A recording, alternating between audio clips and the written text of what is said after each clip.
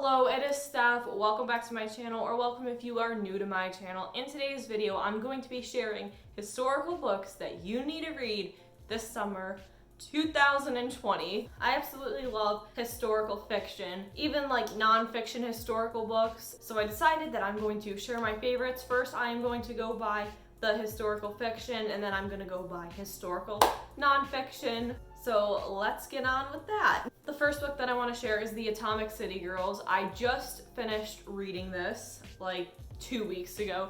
It was a super good book. It's a fictional story about, you know, this town where they were building the atomic bomb, but no one really knew what was going on. There's a little bit of romance thrown into there too, so if you like that.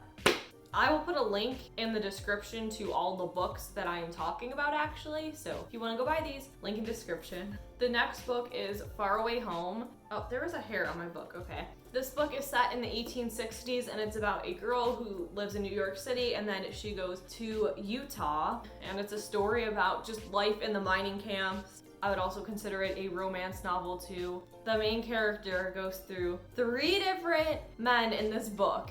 There's a lot of conflicts and challenges. I don't know if I'm explaining these good enough, but yeah, super great story. Okay, moving on. So the next book that I'm about to show you is actually the second book in this series. I could not find the first book. The first book is called Time and Again, so ignore this one. This is Unclaimed Legacy, which is the second part to the story. I actually have not read the third book in this series, which I need to. So it is set in modern times, but then it is about this babysitter, is basically, or is she a tutor? Oh, she's tutoring this 11-year-old girl, and they find this computer program that allows them to go back in time and see what the town they lived in was like before. And it actually is kind of like a Christian book too. It's historical, but it's a little bit faith-based in a way too. I strongly admire Deborah Heel for being able to write a book like that, because I know when I write, it's either religious or it's not. I can't combine 2 worlds. And it is a series, like I said, buy Time and Again, then get Unclaimed Legacy. The next book is Liddy, which apparently I know some people who had to read it in school and they absolutely hated it, but I love this book. It's about a girl who has to leave her home and go work in like a textile mill, and she meets some people there. There's struggles, conflict, all that. I first read this book in 7th or 8th grade, I don't know.